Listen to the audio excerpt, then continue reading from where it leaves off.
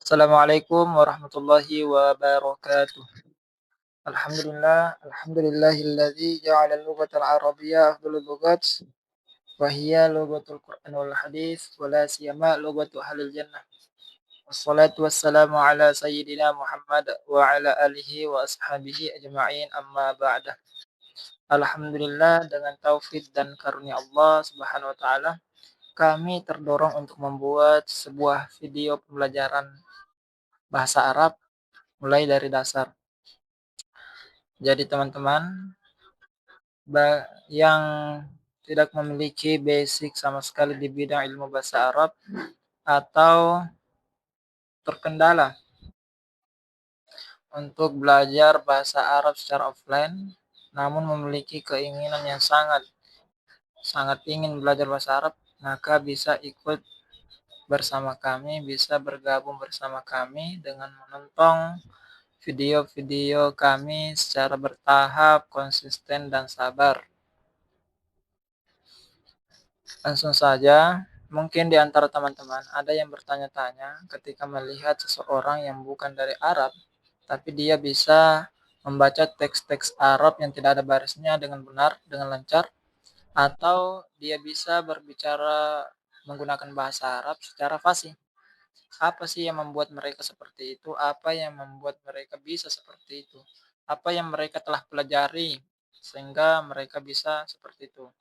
Jadi jawabannya, ada dua ilmu dalam bahasa Arab yang harus dipelajari, harus diketahui agar seseorang itu bisa membaca teks-teks Arab yang tidak memiliki baris dengan benar dan lancar, atau agar bisa berbicara menggunakan bahasa Arab secara fasih.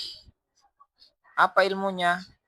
Yaitu ilmu nahwu dan ilmu sorof. Nah, kedua ilmu inilah yang harus dipelajari agar kita juga bisa seperti itu.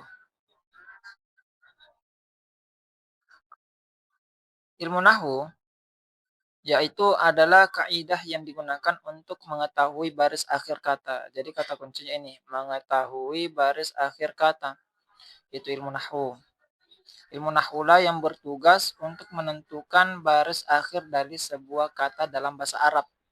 Jadi contohnya ini yadribu. Di sini salah tulis, salah ketik, bukan yadrobu, tapi yadribu. Di sini contoh kata yadribu. Kata yadribu, anggaplah di sini belum punya baris akhir, belum ada barisnya ini huruf ba-nya. Nah, di sini kami memberikan atau baris yang sesuai, baris yang benar untuk kata yadribu itu adalah dhammah di sini. Mengapa kami bisa mengetahuinya? Karena kami sudah mempelajari yang namanya ilmu nahwu. Sehingga apa? Sehingga kami bisa mengetahui baris akhir dari sebuah kata dalam bahasa Arab dengan benar dan tepat. Contoh kedua yadriba. Di sini bisa dibaca yadriba? Tadi di atas yadribu dibaca doma, sekarang dibaca fathah. Apa yang membuat hal ini barisnya berubah? Huruf ini barisnya berubah, yaitu nahwu.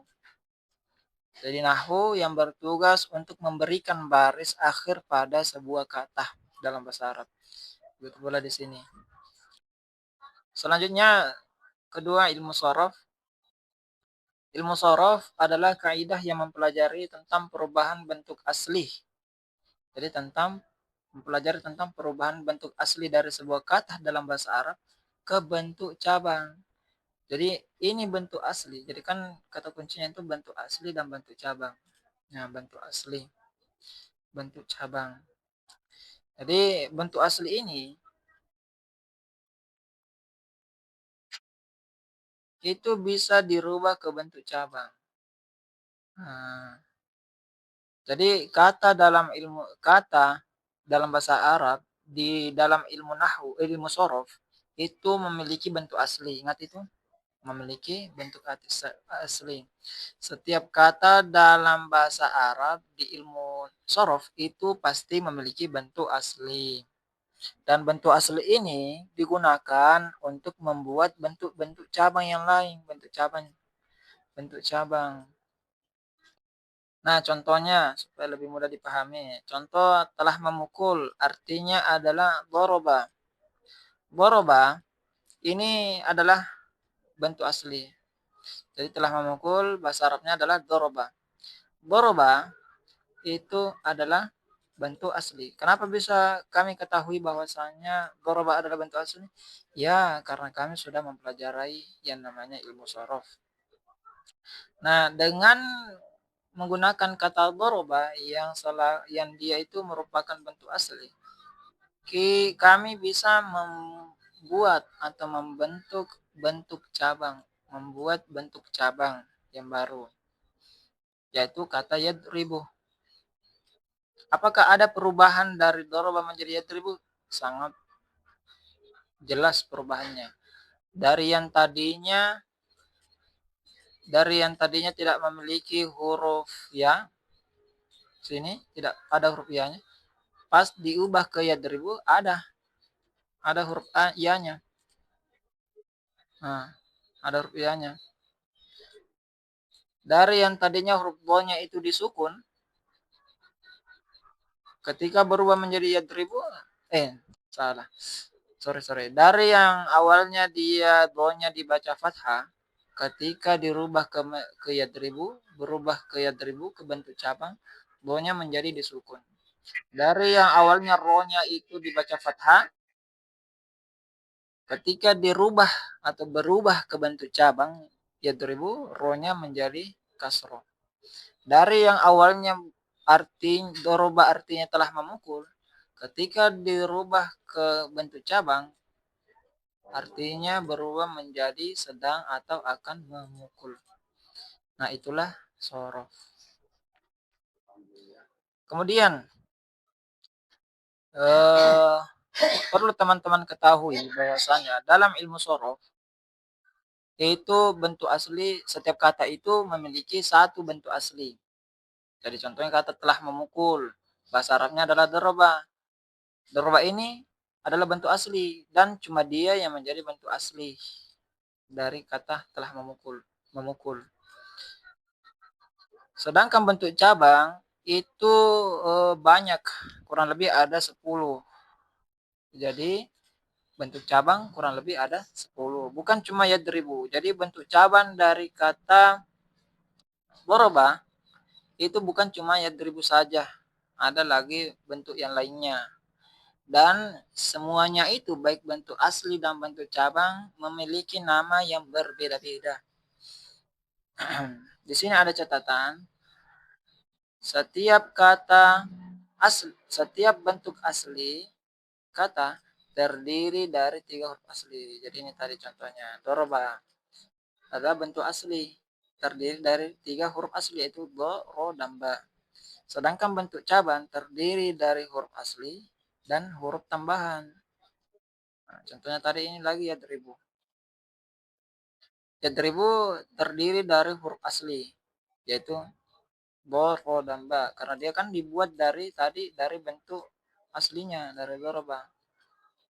Tapi ada tambahannya, huruf tambahannya yaitu huruf ya.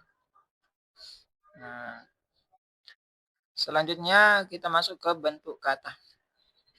Kami tadi sudah jelaskan bahwasanya dalam ilmu sorof itu setiap kata memiliki satu bentuk asli dan beberapa bentuk cabang. Dan semuanya itu baik bentuk asli dan bentuk cabang memiliki nama yang berbeda-beda. Apa saja kan namanya itu? Cekidot. Jadi pertama, bentuk asli dalam ilmu sorof, bentuk asli kata dalam ilmu sorof, namanya adalah fi'il madih. Apa itu fi'il madih? Fi'il madih adalah peristiwa yang sudah terjadi. Contohnya, kalau dalam bahasa Indonesianya, saya tadi sudah makan. Nah, saya sudah makan atau sudah makan itu adalah fi'il madih. Kenapa fi'il madih? Karena perbuatan makan itu saya lakukan tadi atau sudah berlalu. Kemudian kedua, bentuk cabang. Jadi ingat, bentuk cabang terlahir dari bentuk asli. bentuk cabang terlahir dari bentuk asli atau dibuat dari bentuk asli, yaitu fi'il madhi. Nah, bentuk cabang yang pertama adalah fi'il mudhari. Namanya. Apa itu fi'il mudhari? Adalah peristiwa atau perbuatan yang sedang atau akan terjadi. Jadi dua di sini maknanya, sedang atau akan. Itu dua makna dari fi'il mudhari. Contoh, saya sedang menjelaskan. Maka sedang menjelaskan itu adalah fi'il mudhari karena dia adalah perbuatan yang sementara terjadi atau yang sekarang terjadi. Nah, contoh lagi yang bermaknakan, saya akan sholat maghrib. Maka akan sholat itu adalah fi'il mudhari karena dia bermakna akan dikerjakan. Jadi ingat, fi'il mudhari memiliki dua makna, yaitu sedang atau akan. Kemudian masdar. Isi masdar yang kedua, bentuk cabang yang kedua yang terlahir dari bentuk asli adalah isi masdar namanya. Isi masdar adalah nama perbuatan. Itu singkatnya. Nah, nama perbuatan. Atau bisa juga dibilang perbuatan tapi tidak terikat dengan waktu. Perbuatan yang tidak terikat dengan waktu. Beda tadi dengan fi'il madhi. Dia adalah perbuatan terikat dengan waktu yang sudah terjadi. Begitu pula fi'il mudhari. Dia adalah perbuatan tapi terikat dengan waktu yang sedang atau akan terjadi. Nah, isi masdar ini adalah perbuatan tapi tidak terikat dengan waktu. Contohnya, tadi fi'il madhi anggaplah telah memukul. Fi'il mudhari'nya sedang atau akan memukul. Maka isi masdarnya adalah pemukulan. Pemukulan ini adalah sebuah perbuatan, tapi dia tidak boleh terikat dengan waktu telah atau sedang dan akan. Tidak boleh dikatakan bilang telah pemukulan, sedang atau akan pemukulan. Nah, itulah isim masdar. Selanjutnya isim fa'il. Bentuk cabang yang ketiga adalah isim fa'il. Apakah itu isim fa'il? Isim fa'il adalah yang melakukan perbuatan. Jadi yang melakukan atau yang melakukan. Contoh dari kata telah memukul, fi'il madhinya kan tadi telah memukul, anggaplah fi'il madhi telah memukul. Maka isim fa'il dari telah memukul adalah yang memukul. Kenapa bisa berubah? Karena isim fa'il tadi adalah yang melakukan perbuatan, berarti maknanya yang memukul. Kemudian selanjutnya bentuk cabang keempat adalah isim maf'ul. Isim maf'ul adalah yang terkena perbuatan. Berarti di sini maknanya kalau mengikut kepada contoh yang tadi telah memukul, berarti maknanya di sini adalah yang dipukul. Selanjutnya fi'il amar. Fi'il amar adalah kalimat perintah. Contohnya pukullah. Nah, itu kalimat perintah. Selanjutnya bentuk cabang yang ke berapa ini? Keenam adalah fi'il nahi. Fi'il nahi adalah kalimat larangan. Contohnya janganlah memukul. Jadi fi'il nahi itu selalu diawali dengan janganlah, janganlah, janganlah. Intinya melarang, janganlah menolong, janganlah memukul, janganlah membaca, janganlah malas. Fi'il nahi semua itu. Selanjutnya yang ketujuh, bentuk cabang yang ketujuh yang dibuat dari bentuk asli adalah isim zaman. Apa itu isim zaman? Isim zaman adalah waktu terjadinya perbuatan. Contohnya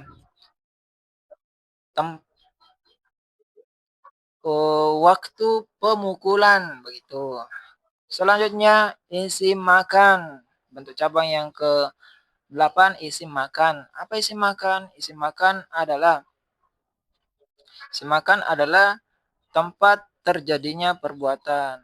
Jadi contohnya tempat pemukulan. Terakhir, bentuk cabang yang terakhir adalah isim alat. Apa isim alat? Isim alat adalah alat yang digunakan untuk melakukan perbuatan. Contoh alat pemukul atau ya, alat pemukul. Jadi itulah tadi nama-nama dari bentuk kata, baik bentuk asli ataupun bentuk cabang. Dan ingat, sesuai dengan yang kami jelaskan tadi bahwasanya bentuk asli namanya adalah fi'il madhi dan fi'il madhi ini adalah yang digunakan untuk membuat bentuk cabang yang lain. Bentuk cabang kayak fi'il mudhari dia dibuat dari fi'il madhi. Isim masdar dibuat dari fi'il madhi. Isim fa'il dibuat dari fi'il madi. Isim maf'ul dibuat dari fi'il madi. Fi'il amar dibuat dari fi'il madi. Fi'il nahi dibuat dari fi'il madi dan seterusnya. Itu ya. Karena waktunya sudah 15 menit lebih, maka sedikit lagi paling kasih contoh dulu supaya lebih paham. Jadi contoh, kita kasih contoh. Mulai dari fi'il madi sampai isim alat. Contoh kata telah memukul. Telah memukul bahasa Arabnya adalah dorobah. Dan dorobah ini adalah bentuk asli atau fi'il madi. Nah, dari fi'il madi ini, dari dorobah ini, kami bentuklah yang namanya fi'il mudhari'nya, yaitu yadribu. Yadribu. Jadi, yadribu terlahir dari dorobah. Jadi kalau kita nanti kami bertanya kepada teman-teman, yadribu itu asal katanya apa? Maka jawabannya adalah doroba. Yadribu asal katanya apa? Asal katanya adalah doroba. Kemudian artinya ini sedang atau akan memukul. Kemudian isim masdar, dorban, artinya pemukulan. Isim fa'il, doribun, artinya yang memukul. Isim maf'ul, madrubun, yang artinya yang dipukul. Fi'il amar, idrib, pukullah. Fi'il nahi, la tadrib, artinya janganlah memukul, ya salah ketik di sini, janganlah memukul. Selanjutnya isim zaman, nah salah tempatnya, salah terusnya. Waktu pemukulan, madrobun. Isim makan, disenjak salah ketik. Tempat pemukulan, yaitu madrobun juga. Isim alat, midrobun, alat pemukul. Jadi itu tadi contohnya. Ingat ke berapa nih? Ingat semua bentuk cabang ini dia satu bahan, dibuat dari satu bahan, yaitu fi'il madhi. Nah, mungkin itu yang bisa kami jelaskan untuk saat ini. Semoga teman-teman bisa paham. Dan ingat, ketika teman-teman belum paham, memang bahasa Arab itu tidak bisa langsung paham. Harus butuh waktu, butuh usaha, butuh kesabaran. Jadi jangan berputus asa ketika belum paham. Nah, sebagai tugasnya, kami akan memberikan tugas yaitu berupa hafalan sorof. Dan bisa di-download di deskripsi video. Namun sebelum saya tutup video ini, pertemuan ini, ingat tadi kan ilmu bahasa Arab itu ada dua, yaitu nahwu yang perlu dipelajari, nahwu dan sorof. Tadi yang kami bahas itu masih sorof. Kenapa sorof? Bukan nahwu dulu. Kenapa sorof dulu? Karena sorof itu bagaikan tangga pertama. Sedangkan nahwu bagaikan tangga kedua. Atau bisa juga karena sorof itu adalah lantai pertama. Sedangkan nahwu adalah lantai kedua.